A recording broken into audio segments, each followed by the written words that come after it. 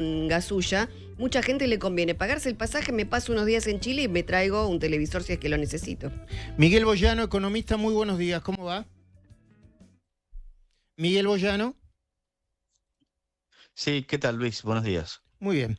De acuerdo con la baja de aranceles que acaba de anunciar el gobierno para artículos electrónicos y celulares también.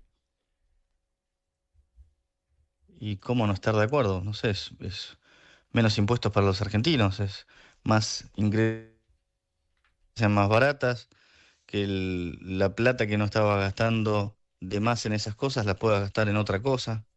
O sea, es muy difícil pensar que hay una contra para esto, ¿no? Ujú. Hoy se va a conocer el índice de inflación.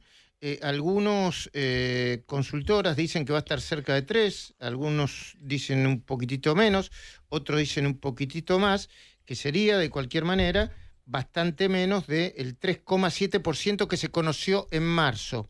¿Cuál es tu lectura, Miguel Boyano? Mi lectura es que en marzo hubo una parte de ese 3,7 que tuvo que ver con eh, precios que se subieron, entre comillas, de manera preventiva, porque no se sabía cómo iba a quedar el acuerdo con el Fondo Monetario, que después ese acuerdo significó la salida del cepo.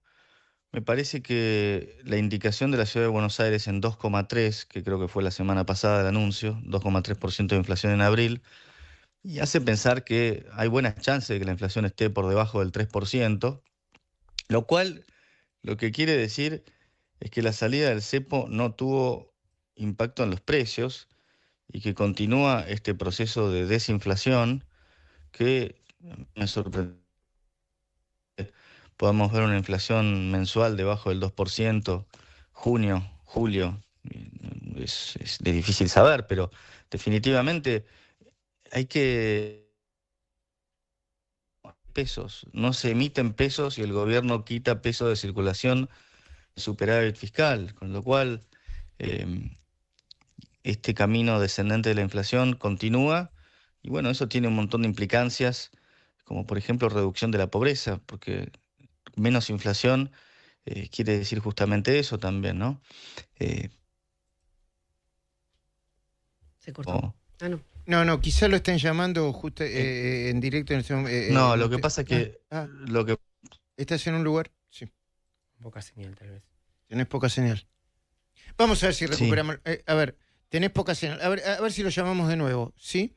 Bueno, lo que estaba diciendo Boyano es que efectivamente después de la salida del cepo no hubo ningún altísimo impacto de la inflación, como pronosticaban algunos, y esto va a determinar una inflación a la baja. Algunos dicen que puede perforar el número 2 en julio o en agosto. Ujú. Esto es lo que dicen. Al mismo tiempo, otra de las cosas de las que ya no hablamos, por suerte, tiene que ver con el tipo de cambio, ¿no? ¿Por qué, Carlita, mientras esperamos retomar la comunicación con Boyano, no me decís cómo está el tipo de cambio o el mercado en general? Dale. Dale, vamos. A ver, Ahora. el tipo de cambio. Bueno, el riesgo país está exactamente igual que ayer, 6,78. Los dólares están igual también por ahora, ¿eh? Está bien, son las 11:30 pasadas, en realidad casi 12 menos 20. El dólar del Banco Nación, 1.150. El Blue, 1.160. El tarjeta, bueno, es lo mismo que el Nación más los impuestos, quedó en 1.495. Y repito, el riesgo país quedó en 678 puntos, igual que ayer. Por ahora no hay demasiado movimiento en los mercados. Lo que se dice es que los bonos en dólares abren la jornada en baja y el riesgo país Muy bien. sigue estabilizado. Bueno, Miguel, recuperamos la comunicación y me decías que con este nivel de inflación se podría esperar que julio y agosto eventualmente se perfore el piso del 2%. ¿Y la economía crece o no crece? ¿O crece de manera despareja, Miguel Boyano?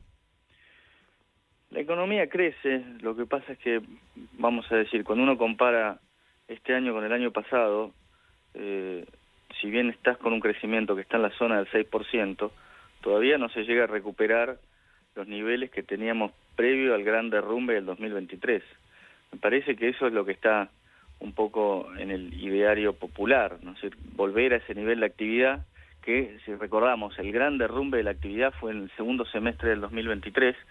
Y bueno, por supuesto hay una recuperación, pero todavía según el sector, queda lejos de otros niveles. Pero bueno, en la medida que los salarios le continúen ganando a la inflación, se va a ir recuperando el poder adquisitivo. Y también es muy importante esto que está empezando a suceder, como la baja en el precio de las naftas, la baja en el precio del aluminio, los celulares, distintas cosas que van haciendo que aumente, decía yo antes, el ingreso real disponible. Es decir, cuando las cosas me empiezan a salir menos, algunos productos me empiezan a salir menos, yo tengo más plata en el bolsillo que puedo gastar en otras cosas. Es bastante intuitivo. Y eso, por supuesto, también motoriza la economía. Y otra cosa súper importante que tiene que ver con la caída de la inflación es que incentiva todavía más la expansión del crédito. El crédito es un componente enorme, el crecimiento en cualquier país. En Argentina el crédito todavía es una fracción muy baja comparativamente. En Argentina es 8%, en Perú y Colombia es el 50%, en Chile es el 80%. Entonces, Argentina tiene muchísimo para crecer por el lado del crédito. Bueno, eso es todo potencial que creo que puede desarrollarse en los próximos 12 meses. Miguel, buen día. Carla Ricciotti te saluda. Te hago una consulta. Ahora, ¿cómo se llevan de la mano? ¿Cómo se puede entender, por ejemplo, el tema de la baja de precios quizá o estabilidad en los precios que no están subiendo? Ponele en alimentos, que es algo que nos puede afectar a todos o a todos nos toca por igual. Con la baja en el consumo, porque vos hablas con los comerciantes y todos te dicen, la verdad que estoy vendiendo poco, la gente viene, compra lo necesario, en cualquier rubro, ¿eh? Bueno, pero lo que pasa es que no podemos hacer análisis en base a comentarios de este o aquel. Hay que ver los números de los institutos como el INDEC que marcan eso. Si vos tenés que la economía está creciendo al 6%, eso no es consistente con que el consumo esté cayendo. Ahora, lo que probablemente estás teniendo es un cambio en patrones de consumo. ¿Qué quiere decir? Bueno, quizá hay que ver dónde se está consumiendo, cuánto más pasa a consumir en online. Y también tiene que ver con que si vos hoy podés ahorrar, probablemente empieces a variar tu tipo de consumo. Probablemente deje de comprar zapatillas o ir a comer a un restaurante y puedas pensar en comprarte un televisor o en ahorrar quizá para una vivienda si empezás a tener un crédito hipotecario. Entonces, es muy fuerte el cambio que estás teniendo en ese sentido. Me parece que la explicación va un poco por ahí y si no, empezamos como a hacer estadística con muestras chicas y con lo que con relatos parciales de lo que cada uno va diciendo en tal o cual lugar. Definitivamente, fíjate, el aluminio lo están bajando al 25%. Lo que te dice eso que tenían un margen monumental para poder bajar el 25%. Entonces, ¿cuánto está pasando? ¿Qué cosas están pasando en cada uno de los rubros? Bueno, dependerá de cada uno de los rubros, pero me parece que la foto global lo que marca es crecimiento. Bueno, entonces después habrá que ver qué cosa, de qué consumo, en qué sector, pero me parece que se habla muy a la ligera de eso y por otro lado tenés que Mercado Libre te dice que tuvo los mejores 12 meses de la historia. Entonces, ¿qué está pasando? ¿No? Y el CAME también, para lo que es pymes, marca un aumento en el consumo. Entonces, ¿en dónde lo estamos mirando? Y bueno, me parece que hay un conflicto ahí que, bueno, se viene escuchando hace ya varios meses, ¿no? Miguel, ¿ves factible la utilización de dólares desde el colchón, denominada dolarización endógena? Bueno, hay que ver legalmente cómo se implementa. Te escuché decir a vos recién que mañana se iba a anunciar. Dolarización endógena lo que quiere decir es que la gente voluntariamente decide hacer transacciones con sus propios dólares. Para eso habrá que ver qué mecanismo se utiliza que incentive y que permita de manera legal utilizar dólares que la gente pueda tener en el colchón en el sistema financiero. Conceptualmente se puede, sería fantástico. Lo que pasa es que hay que ver, vuelvo a decir, cómo es la instrumentación legal para poder permitir usar esos dólares del colchón que por definición no están declarados. Estaban hablando de una declaración jurada muy...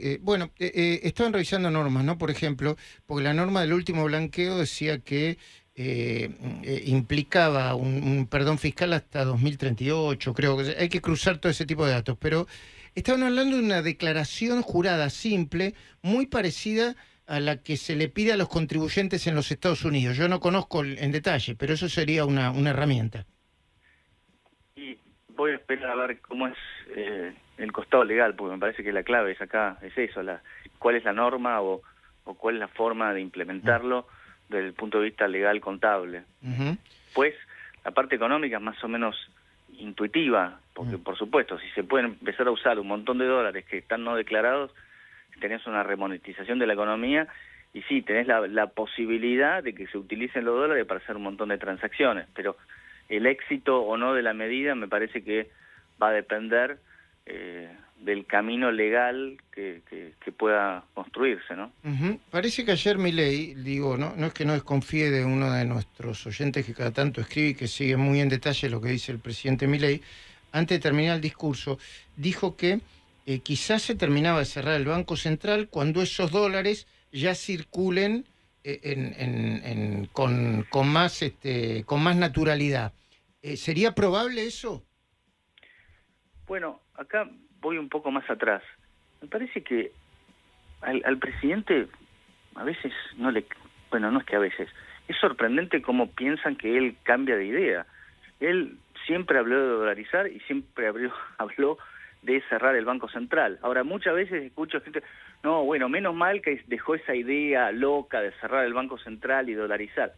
El señor Javier Milei, cuando dice algo porque lo tiene en la cabeza y no anda con una segunda agenda de, bueno, a ver, qué es lo que estoy pensando. Efectivamente, el día 1 no podía cerrar el Banco Central y dolarizar porque, por supuesto, no tenía los dólares, no estaban, y siempre dijo 300 veces que eso era un proceso que quizá lo podía lograr o no, y que al menos iba a tardar 2 años. Ahora, por supuesto, vuelve a decir, quizá lo pueda lograr o no, en este caso ¿de qué va a depender? De que la gente, la población, elija voluntariamente utilizar dólares para transaccionar. Eso es lo que se llama dolarización endógena. Parece un nombre muy sofisticado, pero endógena lo que quiere decir es que se produce dentro del sistema, porque los participantes del sistema, todos los habitantes de la Argentina, decidimos utilizar dólares para transaccionar, porque simplemente tenemos un montón de dólares disponibles. Entonces, si eso se da, y si efectivamente la mayoría de las transacciones comienzan a realizarse en dólares, bueno, si casi todas las transacciones se están haciendo en dólares y el peso pasa a ser una moneda menor, y quizás es una situación similar a la de Panamá, que puedes hacer todas las transacciones en dólares, pero también tenés el colón, que no lo usa nadie, y bueno, en ese caso lo podrías quitar de circulación. Eso es lo que le está diciendo. Si efectivamente es exitoso este programa de dolarización por el cual la gente utilizaría los dólares que tiene debajo del colchón, eso puede abrir la posibilidad a que el peso termine siendo una moneda marginal del sistema, donde eventualmente podría rescatarse, y si están solamente dólares circulando y ya no hay más peso, por supuesto podría cerrar el Banco Central. Pero la lógica es esa. Pasa que, bueno, sí, es exactamente así, Luis. Muchísimas gracias, Miguel Boyano, por atendernos. Bueno, por favor. Ahí está, Miguel Boyano, hablando de los temas de la economía.